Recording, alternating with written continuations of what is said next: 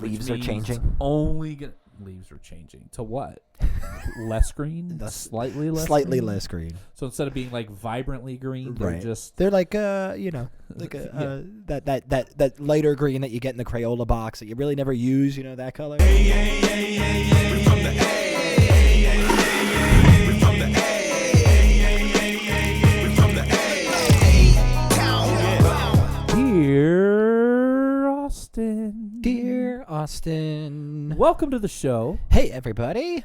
I want you to just, I want to build a mental picture. Okay. Every time we get into Dear That's Austin, we want to build this mental picture. That's right. We're just, now it's getting to be fall. You're a friend of ours who's like, loves Austin, right? And you want to maybe move here.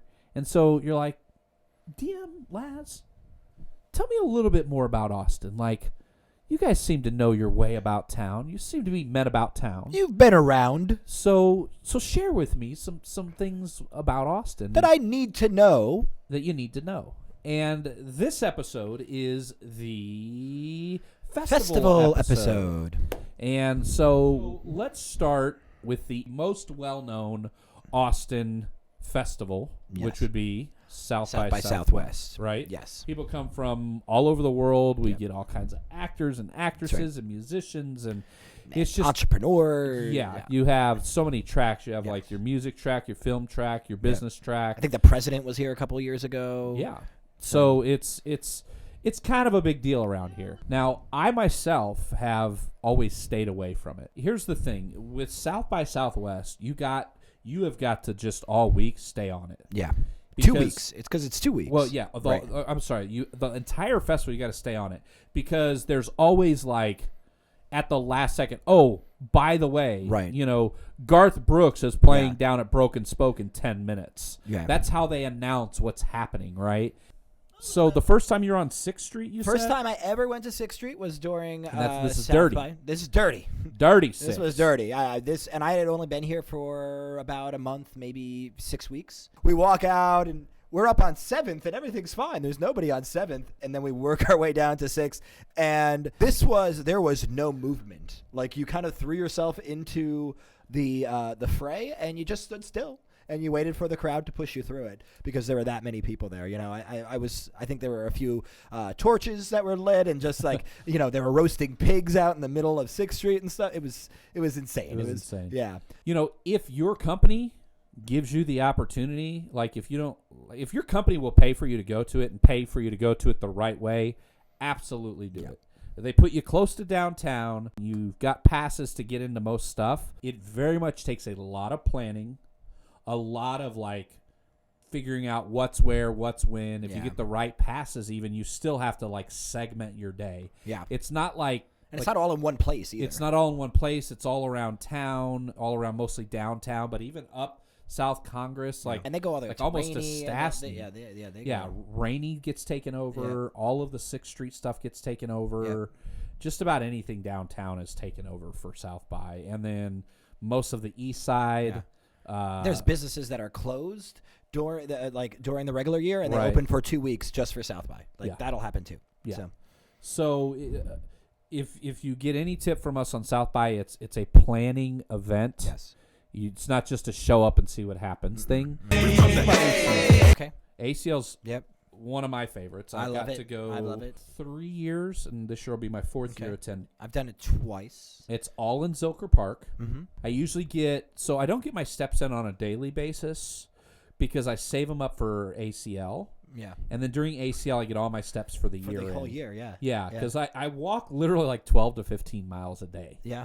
So I will tell you, if you're going to do ACL, you put on some comfortable, I see these individuals in flip-flops and high heels. I'll do the flip-flops. The high heels, I think, because not only are you wearing high heels, but you're wearing it in mud. I mean, dirt. Yeah. So, but I love ACL. Oh, yeah, ACL's great. And I suggest don't be one of those people that just come at like 5 o'clock and just see like the big headliners.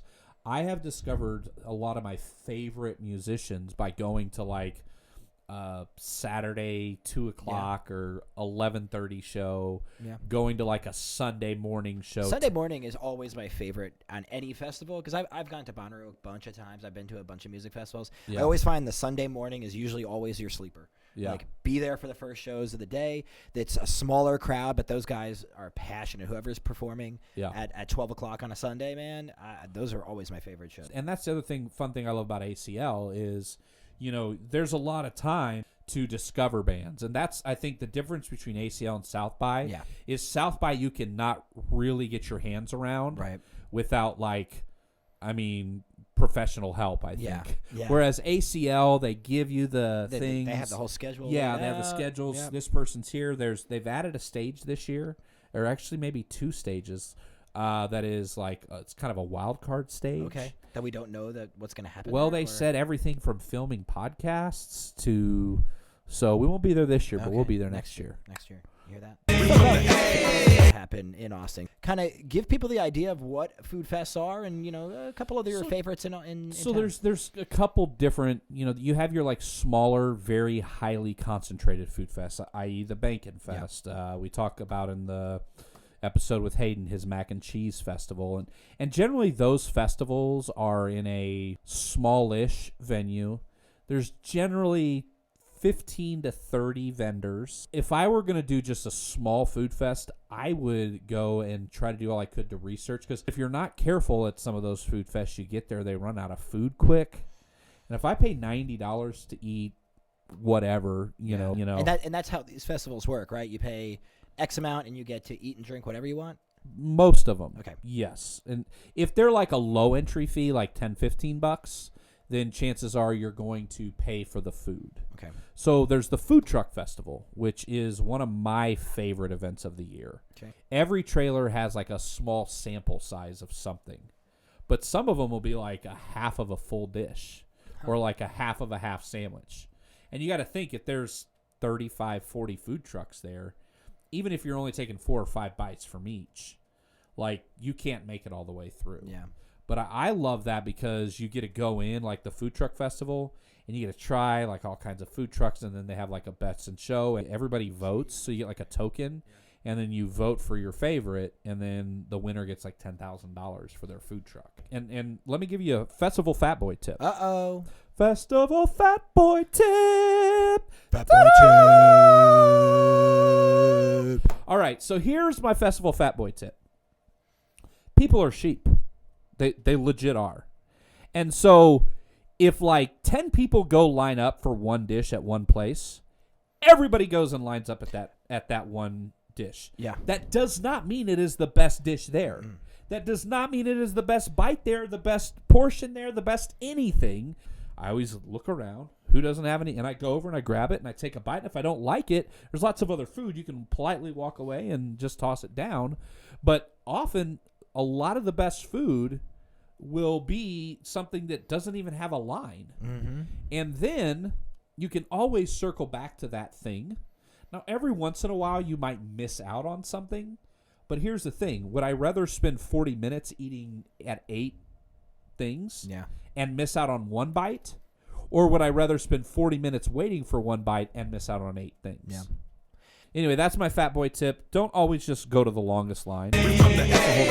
Potluck Festival, Texas Monthly Barbecue Festival, Austin Food and Wine's already happened. That usually happens in April. They probably usually have Austin Food and Wine. If I had to guess off the top of my head, 100 vendors. Okay. And it could be a little more, a little less than that. I love the Barbecue Festival because usually they have, so Texas Monthly every year puts out the top 50 barbecue spots in Texas. Usually all 50 of those are there. That day is just, you're gonna get the meat sweats, which, if you don't get meat sweats twice a year, I don't know that we can be friends, to be honest with you, because I think meat sweats are just a part of life that every individual should do you not have meat sweats at least twice a year? I don't. Maybe not. I'm not sure. And thus ends the show.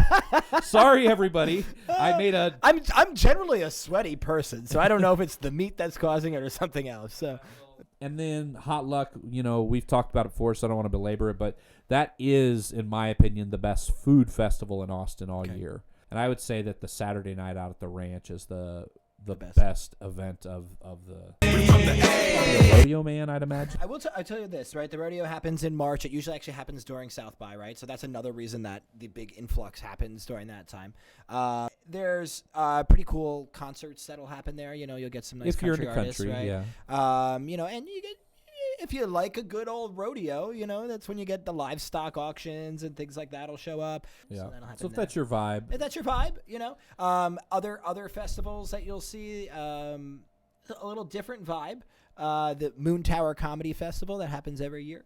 Well, see, I haven't been able to make it to it, but I always see a lot of big names come in for that. Yeah, it's fun, and I've worked it once or twice back when I was in the comedy scene, and it's cool because it's you get all the comedy theaters, all 5 of the improv theaters, and plus you get all the other venues around town, and they're hosting events. Is it kind of like a festival setup like ACL? It's more like South by, so it's spread around. Yeah, it's not in one central location. And there's other little comedy fests that happen around. There's a sketch fest that happens. That's put on by Cold Town, and they'll be at different venues. So if you're new to town, and here's one thing that I do a lot, and because we're not trying to be all the resources to all people. Like, I love Do 512. Yeah. If you go to the Do 512, you can put in this weekend, this sort of event, and it will show you 99% of events out there. Yeah. Pecan Street just happened this past weekend. Yeah. Which is a takeover. That's 6, right? They take over yeah, I think so. Dirty 6 for 3 or 4 blocks during the day, and they have music and lots of vendors. We always find really cool presents for family. Yeah. At these events, festival. a lot of crafts and things like that. If you think of like your kind of hometown, on the square kind of festival, but it's in the middle of Austin, so it's going to be 5 times bigger, and it's going to have 3 or 4 stages of people doing things, versus your little hometown day on the square type thing. So I love Pecan Street Festival though. It's pretty cool. And there's so many other music festivals that you can see around town. You got the Reggae Fest, and Urban Music Festival, and Jambalaya. They always have really good artists at Jambalaya. Again, here's the thing, we've got 2 pages of festivals, but in all honesty, that's not even. We're not even. Yeah. That's maybe 1%. In any given weekend, there's probably 3 to 6 decent festivals going on in and around Austin. Yeah. So get understand it's very much a festival culture. Nudity, right? And there's a lot of psychedelics that are involved. Yeah. And it's. Except it's just not in the desert. It's more. It's Burning Man in the forest, right? It's the last bastion of keep Austin weird. Yeah. When people say, "Well, Austin just isn't weird anymore," go to Eeyore's birthday. Yeah. Those people, and it's both the people that are weird all the time, and then the people that are just "Well, I moved here to be weird, so I'm going to be weird for one day." Right. Eeyore's birthday. I think if you move here, I think you should make time to go to it. Yes, yeah. Understand, people are you're gonna feel like you're at a hippie festival commune, like Woodstock. That's the kind of vibe that what I mean. Without the music. Without the music, right? Just people Just hanging out, having a good time, friendly, nice, very nice. But it's really a opportunity to experiment with some chemicals. Right. Experiment with how much clothes you do or do not want to wear. Or just a good opportunity to people watch. Yeah, but you can't go there in your suit and watch them. You got to fit in a little bit. Well, a little bit. Yeah. You got to fit in a little bit. But folks, again, the purpose of this show, Dear Austin, is just kind of sit back and give you some of the vibes of Austin, and we really were hoping with this episode to give you that festival vibe that we have here. And just, again, to say, get out, enjoy.